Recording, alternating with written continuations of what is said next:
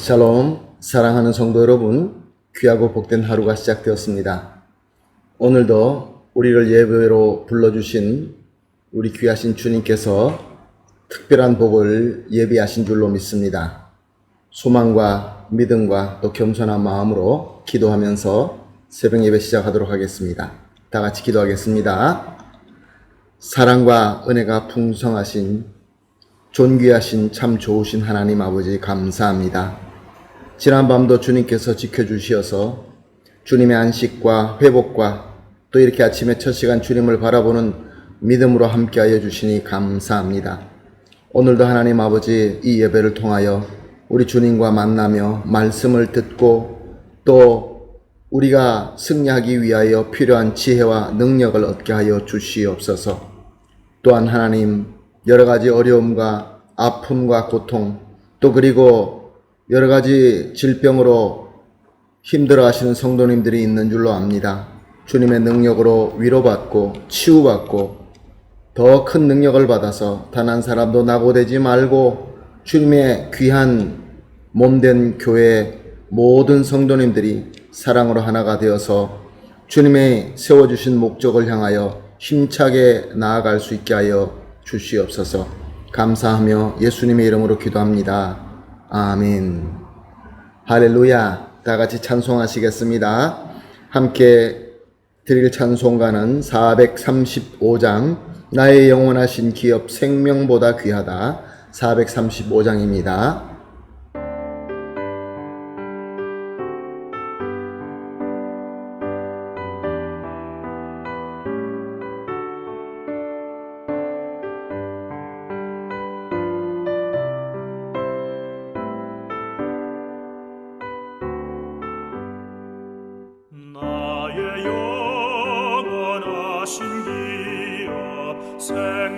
생명보다 귀하다. 나의 갈 길 다가도록 나와 동행하소서.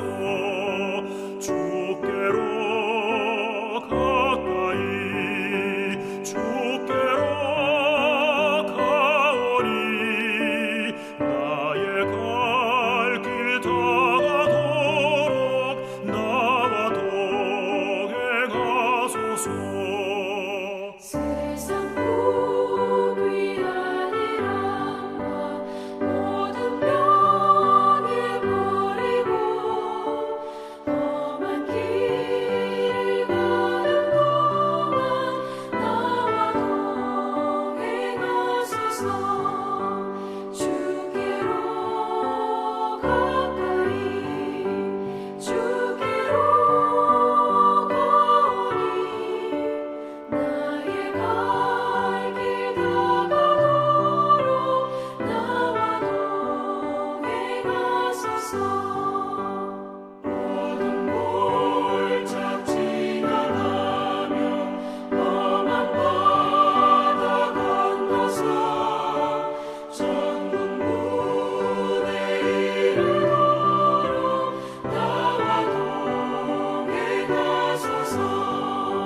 주께로 가까이 주께로 가오니 나의 갈 길 다가도록 나와 동행하소서.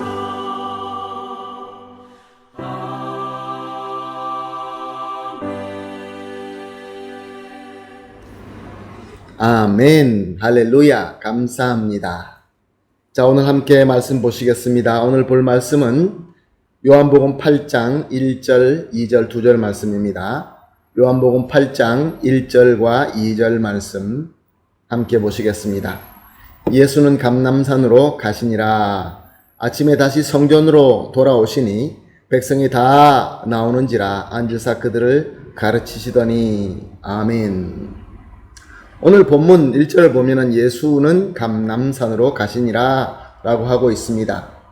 예수님께서 자리에 일어서서 열정적으로 복음을 외치던 그날도 어느덧 저물어서 예수님도 감람산으로 가셨던 것입니다. 이렇게 이스라엘의 3대 절기 중에 하나인 초막절이 끝이 나게 된 것입니다. 그래서 사람들은 각각 고향으로 빨리 돌아가기 시작합니다. 물론 그날 밤에 예루살렘에 묵는 사람들도 있었지만 다 다음날 아침에 일찍 일어나 집으로 돌아가게 될 것입니다. 예수님께서는 감람산으로 가셨다고 하는데 왜 감람산으로 가셨을까요? 절기가 다 끝났으니까 예수님도 빨리 갈릴리로 돌아가시지 왜 성 밖에 멀리 떨어져 있는 감람산 위로 올라가셔서 거기서 밤을 보내셨을까요? 여기에 대한 많은 의견들이 있습니다. 예수님은 초막절에 사람들이 장막을 짓고 시간을 보내는 그런 절기였기 때문에 예수님은 아마 감람산에 장막을 세웠기 때문에 그래서 거기로 가셨을 것이다 라고 하는 사람도 있고, 예수님이 예루살렘 그 성 안에서 밤을 보내면은 바리새인들과 대제사장들이 잡아갈 수 있기 때문에 위험이 있기 때문에 그래서 예루살렘 성 안에서 계시지 않았다라고 이야기하는 그런 분들도 계십니다. 그러나 성경은 확실하게 기록되어 있지 않기 때문에 우리는 이유는 알 수 없지만 예수님께서 그날 밤에 감람산에서 밤을 보내셨다라는 것은 우리 마음속에 안타까움을 주는 부분입니다. 예수님은 비록 사람으로 계셨지만 영광의 성자 하나님이십니다. 그리고 우리의 구원을 위하여 오신 그리스도이십니다.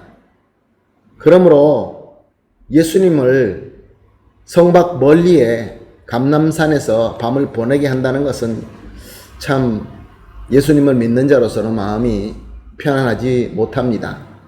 많은 사람들은 예수님께서 참 그리스도라는 것을 몰랐을 수도 있습니다.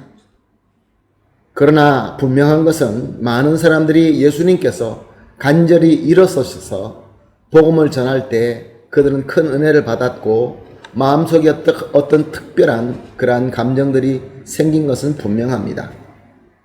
그럼에도 불구하고 많은 사람들은 예수님께서 예루살렘 밖에 감람산에서 밤을 보내게 그냥 두었다라는 것이 안타깝게 생각이 되는 것입니다.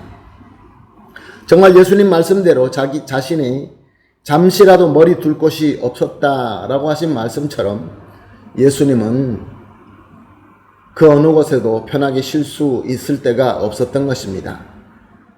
정말로 그렇게 예수님을 챙길 수 없는 그런 상황이었을까요? 이 부분의 말씀을 보면서 우리에게 하나님께서 주시는 귀한 가르침이 있습니다. 저와 여러분도 예수님으로부터 큰 은혜를 받고 있습니다. 우리는 예수 그리스도의 희생에 대한 구원의 공로로 말미암아 예수님을 믿고 영접하면서 구원받아 하나님의 백성이 되었습니다. 큰 은혜를 받은 것이죠. 그뿐만 아니라 지금도 계속해서 예수님의 은혜를 받고 누리며 살고 있습니다. 어떤 복들이 우리에게 있습니까? 우리는 죄를 짓습니다. 죄를 지을 때마다 우리는 예수 그리스도의 은혜와 공로를 믿고 주님 앞에 나와 회개하고 기도할 때 우리 죄는 용서받게 됩니다. 그리고 또 우리가 어렵고 힘들 때, 마음에 상처받고 여러 가지로 힘들 때마다 우리가 예배와 말씀과 기도와 찬양을 통하여 우리 주님으로부터 위로의 은혜, 치유의 은혜, 기쁨의 은혜를 계속 받고 누리고 있습니다. 그리고 또한 우리 원수 마귀가 우리를 강력하게 공격해 올 때, 우리를 교묘하게 시험해 올 때 예수님의 은혜로 그것을 피하거나 이겨낼 수 있는 힘을 얻게 됩니다. 그리고 나아가서 구원받은 성도들이 그리스도의 몸된 이 교회를 통하여 서로 사랑으로 섬기고 교제하고 교감하는 은혜를 우리는 누리고 있습니다. 그 외에도 우리가 받고 있는 이 복이 너무나 많습니다. 무수하게 많습니다. 그러므로 우리는 예수님으로부터 정말로 큰 복과 은혜를 받고 있다라고 할 수 있습니다. 자, 그렇다고 한다면 저와 여러분은 예수님을 과연 어떻게 모시고 있습니까? 예수님을 내 삶 속에서, 내 존재 속에서 가장 중요한 보좌가 되는 그곳에 예수님을 모시고 있습니까? 아니면 예루살렘 밖 감람산에 계시도록 그냥 두고 있습니까? 예수님을 내 삶 속에서 가장 중심적인 부분에 앉아 계셔서 예수님께서 나의 모든 삶을 주장하실 수 있도록 우리는 그렇게 예수님을 모시고 있습니까? 아니면 내가 필요할 때마다 부르면 오는 그러한 자리에 두고 있습니까? 우리가 함께 깊이 성찰해 보아야 할 문제라고 생각을 합니다. 계속해서 2절 말씀을 봅니다. 아침에 다시 성전으로 들어오시니 백성들이 다 나아온지라 앉으사 그들을 가르치시더니, 예수님은 밤을 감람산에 보내고 다음날 아침에 다시 예루살렘으로 돌아오셔서 그리고 성전으로 올라오십니다. 절기가 이미 다 끝났기 때문에 이제 예수님도 갈릴리로 돌아갈 수 있었습니다. 사람들의 태도를 보았을 때는 예수님은 당연히 갈릴리로 돌아가도 되었습니다. 그럼에도 불구하고 예수님은 다시 예루살렘으로 돌아오셨습니다. 왜 돌아오셨습니까? 저들에게 복음을 전하고 가르치기 위하여 돌아오신 것입니다. 자, 한번 생각해 보십시다. 예수님이 만약에 그때 돌아오지 아니하시고 예수님이 이 복음을 전파하지 않았다고 한다면 그 남은 군중 중에서는 더 이상 예수님의 복음을 들을 수 있는 기회도 없었을 것이고 그러므로 구원받는 자도 없었을 것입니다. 비록 저들은 복음을 몰랐습니다. 복음을 들어도 복음의 가치를 모르는 사람이었습니다. 그리고 예수님이 저 성전 밖에서 밤을 보냄에도 불구하고 거기에 대해서 아무 생각이 없는 사람이었습니다. 그럼에도 불구하고 예수님은 다시 찾아오신 것입니다.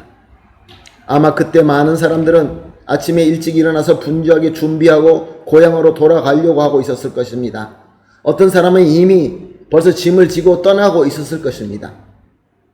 그래서 예수님이 성전에 들어와도 그것이 자기에는 아무 소용이 없고 아무 관계가 없이 떠났을 것입니다.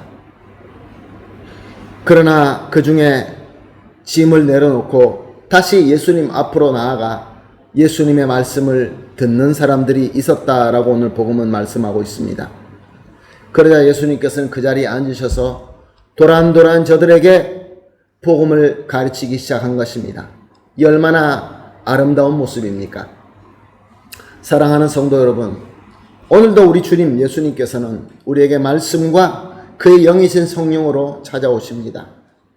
우리가 비록 예수님을 가장 중요한 그 자리에 모시지 못하고 저 성 밖에 감람산에 계시도록 그냥 둠에도 불구하고 우리가 분주하게 세상의 일로 바빠서 빨리 고향으로 돌아가기 위해서 그렇게 바쁜 우리지만 그래도 예수님은 오늘도 찾아와서 우리와 만나기를 원하신다는 것입니다. 우리는 바쁘지요. 세상 일이 얼마나 바쁩니까? 조금이라도 빨리 가야 손해가 줄 것 같고 조금이라도 빨리 가야 조금이라도 무엇이 더 얻을 수 있다라고 생각하지 않습니까?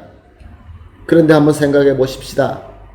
과연 내가 예수님을 만나서 예수님께로 말씀 배우는 것보다 더 중요한 것이 있을까요? 우리는 이제 이 은혜 시대에 살고 있으면서 구별되게 시간을 따로 정해서 주님과 만나고 있습니다.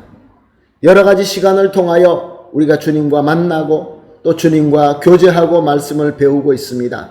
그리고 예배드리고 기도하며 찬양하고 있습니다. 그런데 그 시간에 세상의 문제 때문에 빨리 고향으로 돌아가야 되는 그러한 문제 때문에 예수님과 만나는 것을 그 귀한 기회를 놓치고 있지는 않습니까? 오늘 이 본문을 통하여 우리는 아주 중요한 두 가지를 배울 수 있습니다. 첫 번째로는 우리가 예수님을 주님으로 고백하는 대로 나의 존재와 내 삶 속에서 최고의 보좌에 예수님을 모시고 섬기며 순종해야 된다는 것입니다. 두 번째로 나를 찾아와서 나에게 말씀을 가르치고 나에게 천국을 선물하시려고 하는 그 예수님을 만나는 것이 우리 삶 속에서 최우선적인 가치로 삼아야 된다라는 두 가지입니다. 그러므로 사랑하는 성도 여러분, 오늘 이렇게 합심하여 기도하십시다. 새벽 기도 때마다 세 가지로 합심하는 기도로 함께 기도하고 있습니다. 우리 기도합시다. 첫 번째 제목은 이렇게 합시다. 예수님을 최고의 자리로 모실 수 있는 믿음을 주시옵소서. 두 번째로 이 믿음으로 예수님과 만남과 가르침을 받는 것을 최고의 우선 가치로 삼게 하여 주시옵소서. 그리고 마지막으로 항상 예수님과 하나가 되게 하여 주시옵소서.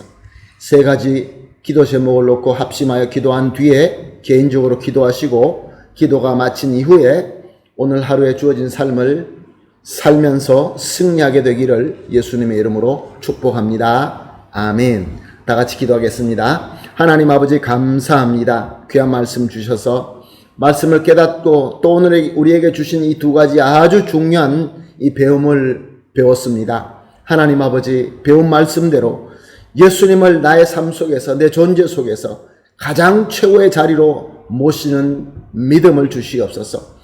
그래서 그 믿음으로 예수님과 만나고 예수님께로 가르침을 받고 예수님과 모든 것을 하나 하는 이것이 우리의 최고의 우선 가치로 삼을 수 있게 하여 주시옵소서. 그리하여서 우리 모든 각 성도님들과 우리 교회가 항상 예수님과 하나가 되게 하여 주시옵소서. 감사하며 예수님의 이름으로 기도합니다. 아멘.